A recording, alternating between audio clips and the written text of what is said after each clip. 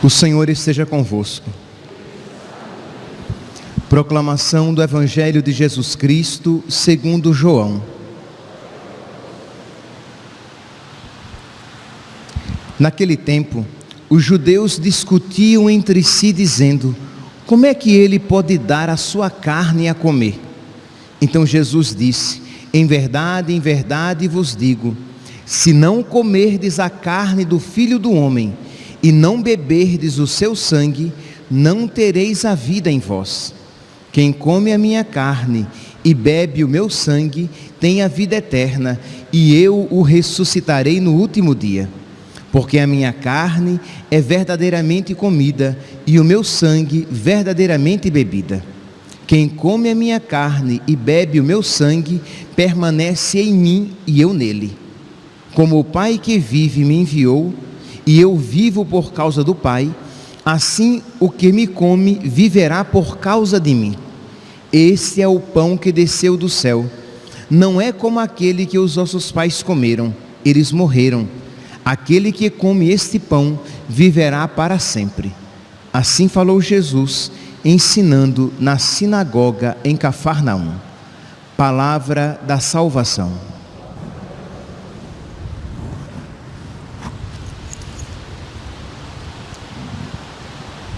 Caríssimos irmãos e irmãs,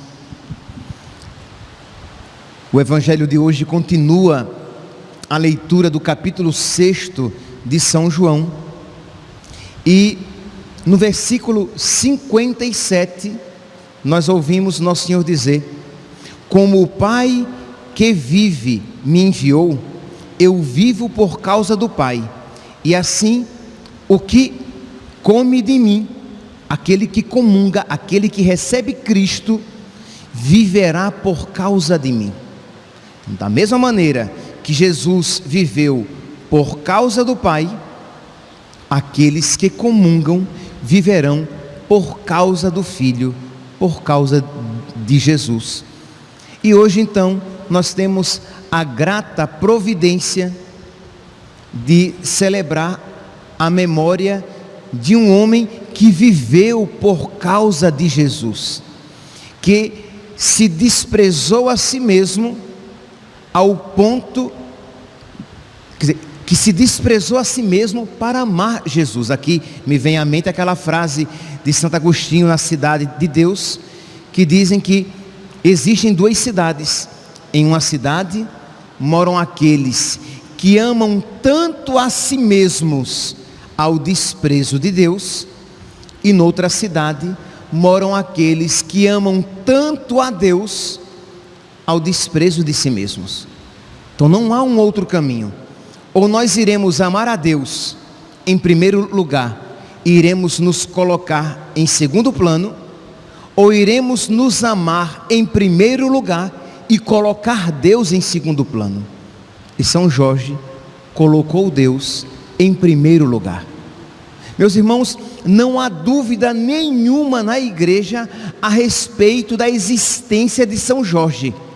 Nós podemos ter dúvidas sobre alguns acontecimentos relatados sobre ele, lendas criadas em cima da sua existência, mas nós não temos dúvidas nenhuma de que aquele jovem militar, nascido na Capadócia, hoje Turquia, de que ele existiu e era um jovem cristão, de filho de pais cristãos, de classe alta. São Jorge, ele, depois que perdeu o pai, a mãe veio com ele para a Palestina. E só retornando aqui, a sua existência é algo tão clara, tão segura, que Constantino, o imperador cristão, já no século IV, já havia mandado construir uma igreja em honra a São Jorge. Imagine, São Jorge morre em 303, no dia 23 de abril de 303, no início do século IV. E Constantino, neste mesmo século, já mandou construir uma igreja. No Egito, no século V, já havia mais de 40 igrejas consagradas a ele. E hoje nós temos vários países, cidades e igrejas dedicados a São Jorge. A Inglaterra, Portugal, Lituânia, o Oriente, que chama São Jorge de o grande mártir. Então nós temos vários lugares dedicados a ele. Então a sua existência é indubitavelmente, sem dúvida, quer dizer, nós não temos dúvidas da sua existência. Pois bem, então voltemos à sua vida. Então ele era um jovem cristão, e que quando foi com a sua mãe lá para a Palestina, ele resolveu ingressar na vida militar. E era um jovem inteligente, corajoso, de uma capacidade organizativa muito grande, de uma grande força física e de um porte nobre.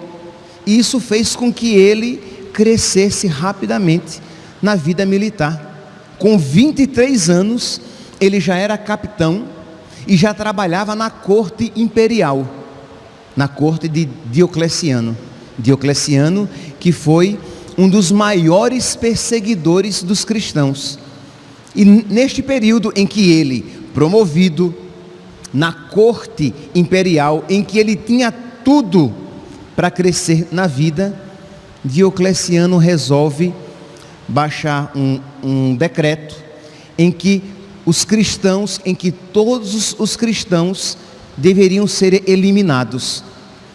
O decreto foi para o Senado, e no Senado,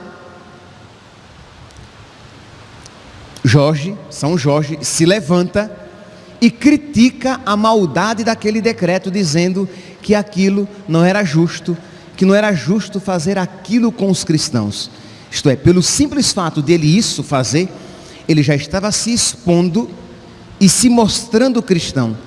E aí Diocleciano ficou revoltado, o imperador, porque viu que o cristianismo já tinha se infiltrado, inclusive na corte e entre os seus militares.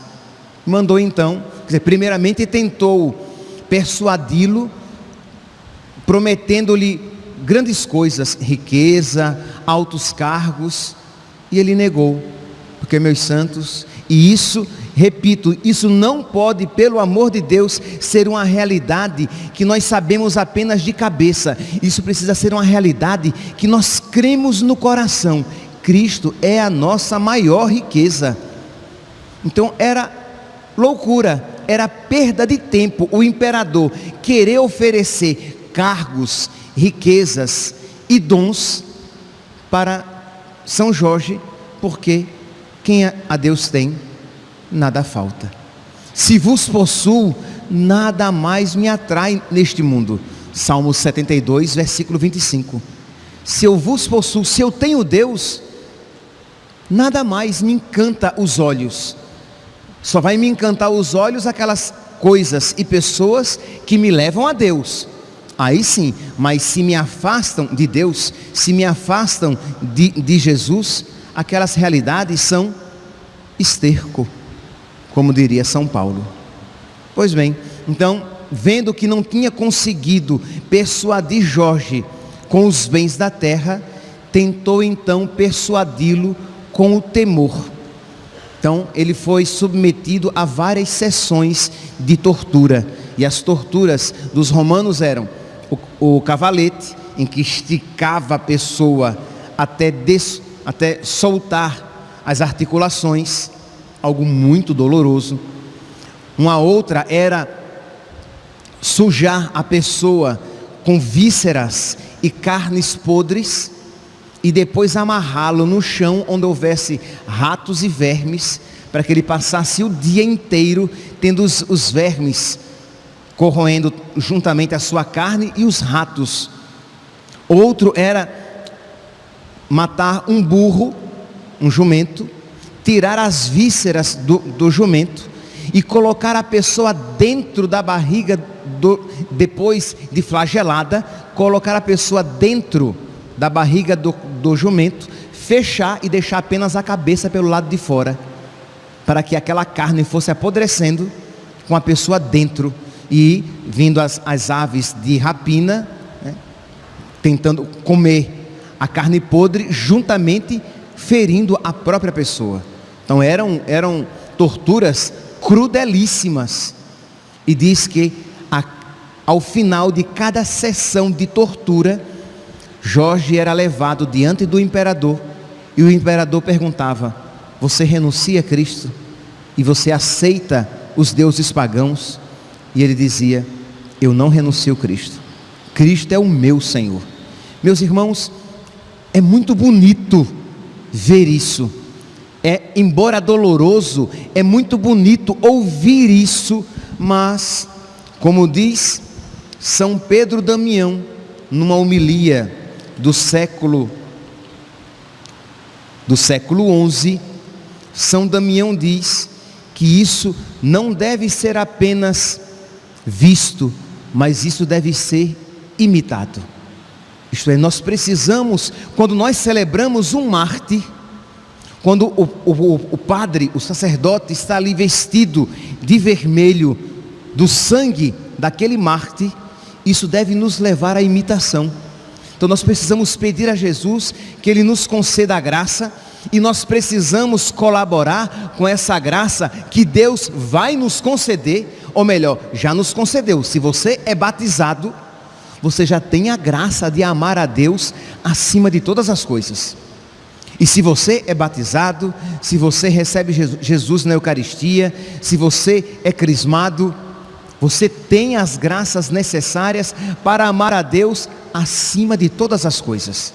Porque quantas vezes, meus santos, numa primeira dificuldade, numa mínima dificuldade, desfalecemos na fé, no fervor, na generosidade, e caímos na frieza, na indiferença, na ingratidão, e livre-nos Deus, caímos na blasfêmia até. Livre-nos Deus disso. Isto é, nos revoltamos, dizendo: parece que Deus não me ama, parece que Deus não ouve as minhas preces, parece que Deus não cuida de mim. O que foi que eu fiz para merecer isso? Quer dizer, na primeira dificuldade, já nos afastamos de Deus. Pois bem, São Pedro Damião, então, ele diz: olha, pregando sobre São Jorge, nós precisamos ver e imitar. Pedir a Jesus, então, que Ele nos conceda essa força, para que nós vivamos a nossa fé até o sangue, como diz a carta aos Hebreus, resistir até o sangue. E meus irmãos, principalmente no mundo de hoje, que mais do que nunca, se o mundo sempre foi hostil a Cristo, ao Evangelho, agora mais do que nunca, e não nos será dada uma opção de viver Cristo sem perder alguma coisa. Nós queremos ser cristãos, mas sem perder nada. Nós queremos ser católicos, mas sem comprometer nada. Nós queremos ser católicos sem sacrifício. Nós queremos ser católicos sem dor. Nós queremos ser católicos sem cruz. Nós queremos ser católicos, como se diz, católico Nutella. Não, meus santos, isso não é para nós. Nós precisamos ser católicos de verdade, sabendo em que consiste a nossa fé. Então São Pedro Damião, nessa homilia do século XI, ele diz assim: isto nos ensina, São Jorge, isto nos ensina claramente que não podem lutar com força e eficácia em defesa da fé aqueles que ainda têm medo de se despojar dos bens da terra. Isto é, não poderá lutar por Cristo aquele que ainda está apegado às coisas da terra. Mas aí você diz: então tá bom, padre, então eu vou ser cristão, mas eu não vou ser combatente. Não, mas não existe isso. Nós até os mais antigos e aqueles que estudam vão se recordar que nós tínhamos uma maneira bem peculiar de falar a respeito de nós. Isto é, existe a igreja triunfante, aqueles que estão no céu. Existe a igreja padecente, aqueles que estão no purgatório, padecendo, se purificando. E existe a igreja militante, dos soldados de Cristo. Então nós somos a igreja militante, e nós não podemos dizer: eu quero ser católico sem lutar pela fé, eu quero ser católico sem defender a minha fé. Não, meus santos, com caridade, com respeito, com sabedoria, mas precisamos defender a nossa fé e propagar a nossa fé. Imagine se São Jorge dissesse: não, eu quero salvaguardar o meu emprego. Imagine se eu falar isso, eu vou perder o meu emprego, eu não serei mais capitão. E o que é que eu serei se capitão eu não for? Então nós precisamos olhar para esses exemplos do passado e ver que ainda em algumas profissões, ainda isso não chegou, mas está chegando cada vez mais. Vocês lembram, eu preguei já a respeito disso, acho que há uns 2 anos, de casas religiosas, orfanatos religiosos na Inglaterra, que foram fechados. Por quê? Porque as irmãs estavam sendo obrigadas a dar as crianças em adoção a casais homossexuais. E como elas não podiam fazer isso, elas tiveram que fechar as suas casas, as suas creches. Porque um cristão não pode dar uma criança para ser adotada por um casal homossexual. Padre, mas o mundo vai achar que eu sou antiquado, que eu sou preconceituoso. Mas o mundo está se tornando tão anticristão, não é apenas diferente, mas contrário, tão contrário a Cristo, que a nossa fé se tornará criminosa. E aqui, meus santos, eu já falei isso há muito tempo, sem sombra de dúvidas, há 10 anos que eu falo isso, e a cada dia nós estamos nos aproximando e vendo que isso se tornará real. O cristianismo se tornará criminoso, isto é, será crime se tornar cristão, porque as nossas posturas de há 2000 anos não serão mais aceitas pela cidade, pelo país, pelo mundo. Nós chegaremos a um ponto que o chamado direito de consciência, liberdade de consciência, de alguns médicos que ainda podem dizer que não vão abortar, que não vão praticar o aborto, em que isso não será mais respeitado, de modo que um católico não poderá ser médico, porque quando ele trabalhar em um hospital, num pronto-socorro, ele terá que realizar aquele serviço médico que lhe for apresentado. Um professor, mas não tenham dúvidas, nós chegaremos e muitos de nós veremos isso. Chegará um momento, e não está longe, em que um cristão, um católico não poderá ser professor. Por quê, padre? Porque ele terá que ensinar na escola ideologia de gênero. E se ele não ensinar aquilo que está ali naquela cartilha, naquele livro, ele vai ser expulso da escola, pelo menos no início, se não até preso. Chegará um momento, e já chegou em alguns países, na Suécia, por exemplo, em que os pais serão presos porque estão ensinando aos filhos que, meu filho, o menino, a identidade física diz quem você é. Então você é menino, e você um dia, se você quiser se casar, você se casará com uma menina.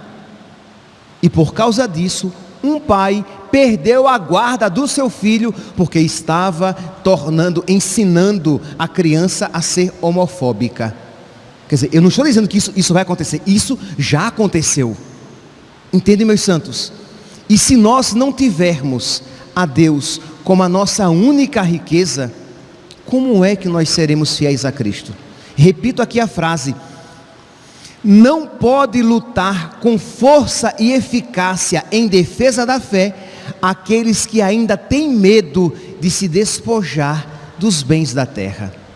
Precisamos, meus santos, pedir a Deus então que nos dê essa coragem, que nos dê essa força, que assim como Jesus diz aqui no Evangelho de hoje, aquele que comunga viverá por mim, assim como eu vivi pelo Pai. Que ao receber a comunhão, e aqueles que não vão receber a comunhão, peçam a Jesus essa força para que você se desapegue daquilo que o ainda prende, para que você possa receber a Eucaristia e ter essa força interior, essa força a mais, para que você possa viver por causa de Cristo, e para que você esteja disposto a sofrer por causa de Cristo. Nós não podemos, meus santos, viver neste mundo e não querer ser chamuscado. Isto é, nós estamos num combate, nós seremos feridos. Se nós quisermos propagar a nossa fé, nós encontraremos contrariedades, dificuldades, tribulações, mas nós sabemos que o Senhor é por nós, nós sabemos que Ele tem uma vida reservada para nós, nós sabemos que Ele nos ama, nós sabemos que Ele ressuscitou. Jesus diz: como quem come minha carne e bebe o meu sangue tem a vida eterna, e eu o ressuscitarei no último dia. Então essa certeza de que eu posso então me colocar de lado, eu posso me perder, porque o Senhor me ressuscitará. Esta fé, essa certeza alimentou o coração de São Jorge. Que ele interceda por nós, para que esta fé e esta certeza alimentem também o nosso coração. Louvado seja nosso Senhor Jesus Cristo, para sempre seja louvado.